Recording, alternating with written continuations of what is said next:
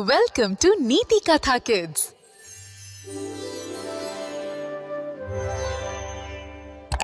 एका दूरच्या गावात जिथे सर्व काही करड्या रंगाचे होते, तिथे कालिया नावाचा एक चिमुरडा कावळा राहत होता.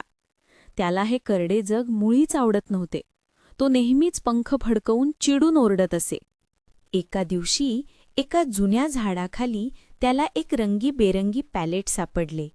त्यात थोडेसे चमकणारे रंग उरले होते. या रंगांना पाहून कालियाच्या मनात एक नवी आशा जागृत झाली आणि त्याचे हृदय आनंदाने भरले. उत्साहाने कालियाने चोचीत रंग घेतले आणि आकाशाकडे झेप घेतली.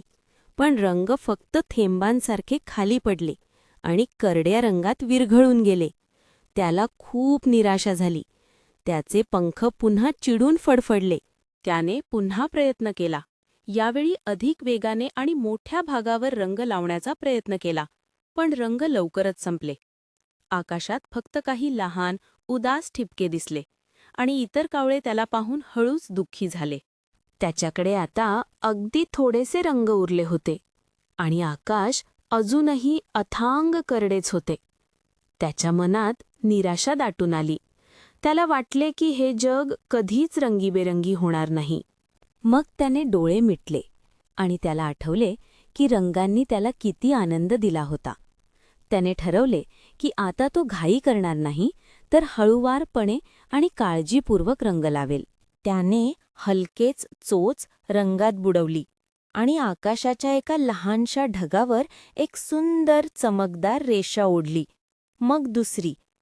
इतर कावळे उत्सुकतेने त्याच्याकडे पाहू लागले. कालियाच्या प्रयत्नांना पाहून इतर कावळ्यांनीही आपले रंग शोधले आणि एकत्र येऊन त्यांनी आकाश रंगवले. बघता बघता करड्या आकाशाचे एका सुंदर रंगीबेरंगी कॅनव्हसमध्ये रूपांतर झाले. सर्जनशीलता जग बदलवते. Like, share and subscribe for more stories.